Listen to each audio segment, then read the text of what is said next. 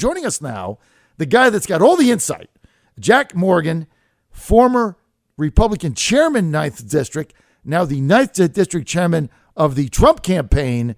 He has a wealth of information to share. Hey, Jack, good to have you with us, bud. Hey, John, I appreciate it. Jack, this is kind of the first test, right? There's 13 candidates running for delegate there. My audience knows that this isn't like a mass meeting where anybody can just show up if you're a registered voter. You have to pre-file as a delegate to the convention to then participate in the voting for the delegates to go to the national convention.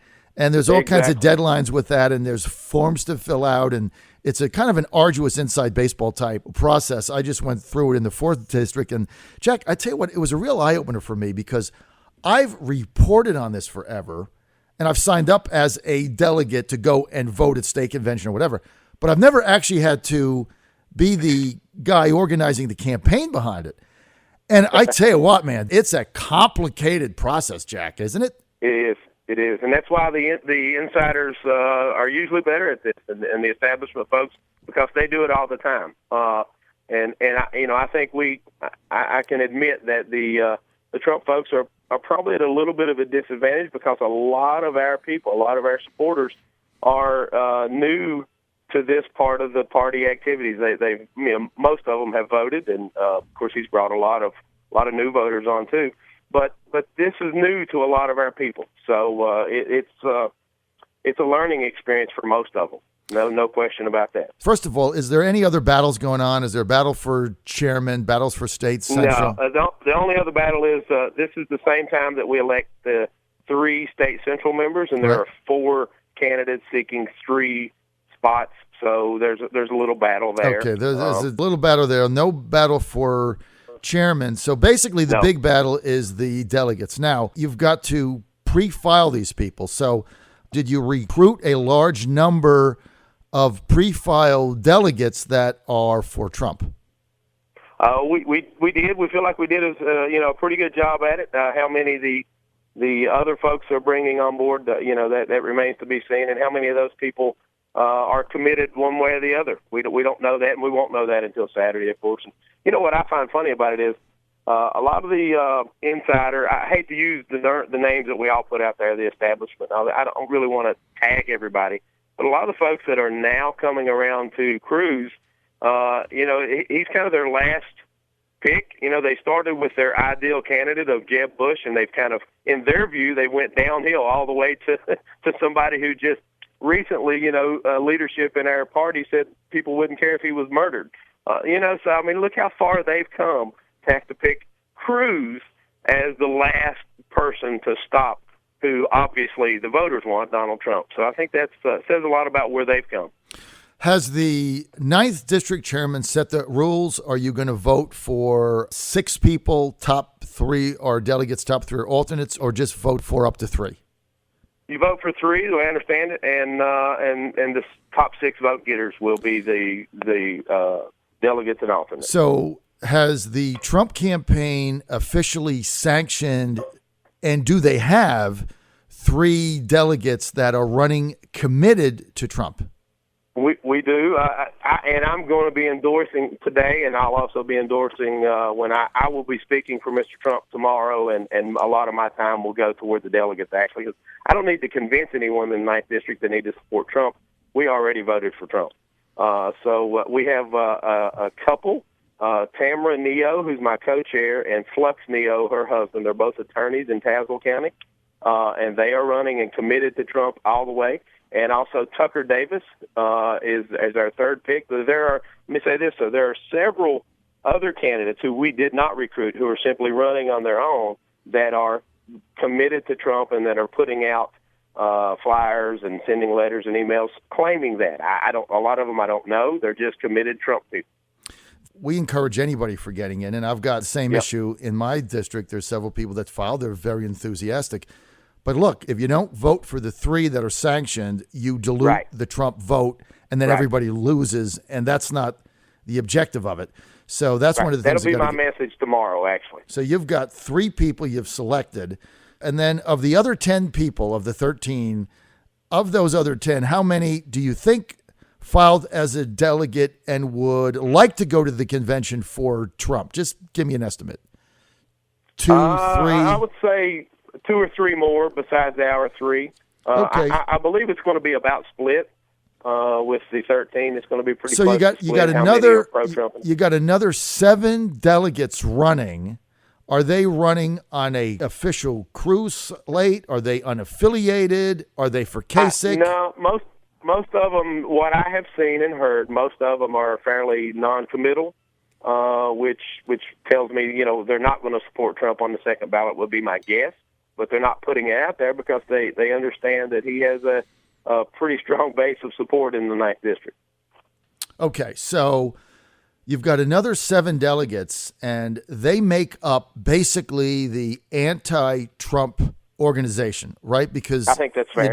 Fair to say. Because I got the same thing going on in my district. Cruz doesn't really have a team that they put together.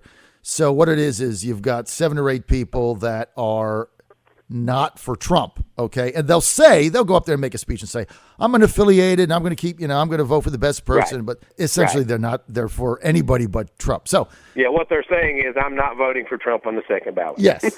And they're saying it in a way that is disingenuous because they're saying they're going to keep an open mind and vote for the best person. And they're pushing their qualifications and their resume and things like that. In fact, somebody criticized me the other day and they said, well, you're running for delegate. You're not qualified. I said, you're right. I'm not qualified because I'm for Trump. Therefore, I'm not qualified. Yeah, in I their stop view, laughing. that's exactly right. Yeah. So, all right. So, Jack, wouldn't that put your people at an advantage if you've got an organized effort and you've got 3 people that you're going to go to the convention and say, these are our 3 people? Wouldn't that put you at an advantage when then you've got 7 people dividing up the anti-Trump vote? Well, maybe at first glance, but I still feel that because so many of our people haven't done this before, a lot of our people didn't get signed up as delegates, and we don't know who will show and who won't tomorrow. As you know, you still have to show up, even though you're registered. You have to show up, and you have to get registered the morning of the convention. There's a deadline, cuts off at 10 o'clock when convention is convened. So, there are a lot of things in play that maybe because our people are not as used to doing this as like I said, I only use this to identify people, as the more established folks who have come around to Cruz. Again, he was never their pick, but they've come around to him to simply stop Trump. I still don't know that we're at an advantage. I'd love to say we are. I'm just trying to be honest. It's going to be tough. It's going to be a fight, the issue is you sign people up, but they're not the typical political insiders that go to these meetings, and so it's going to get them tough to turn out on a beautiful Saturday, and some of them are a couple hours away. Look, I get that. If I juxtapose that to our race in the 4th, without giving the opposition who is listening any of the campaign strategy, I'm certainly not going to do that, Jack. But just on a global perspective, the people that they've signed up that are going to show up at that convention and vote for anybody that's saying they're unaffiliated to stop us. And there is an effort to just stop us 3. Okay. They don't have the numbers on paper, but they're going to show up because they show up to all this stuff. They're going to have 95% turnout. Now, if we get 95% turnout, it's a rout.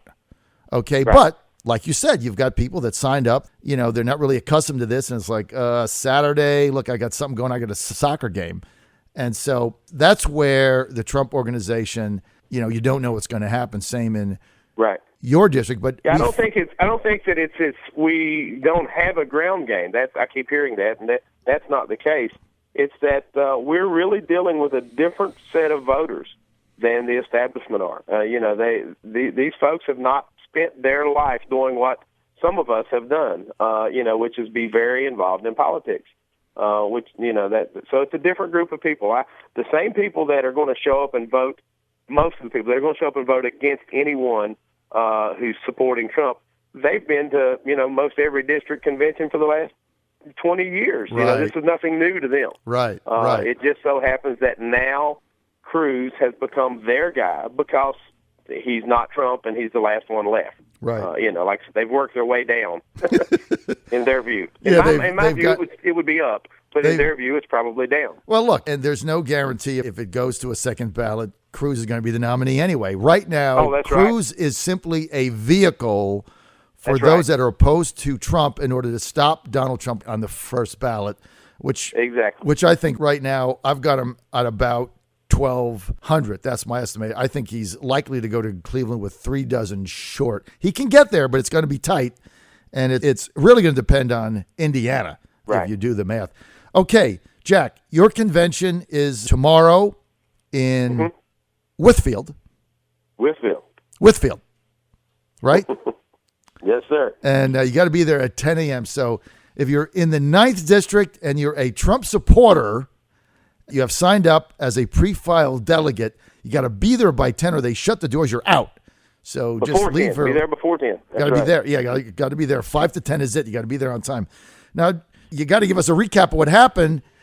And then, Jack, we're going to ask you so very nicely to come to the 4th District on May 21st in Wakefield, and we'll put you up for the night and help us out, right? You're going to be there for us, aren't you, Jack? I'll check my calendar, absolutely, as long as I'm open. All right. Jack Morgan, fighting the good fight, baby. We're going to have you back on Monday. You give us a full report. This is the John Fredericks Radio Network.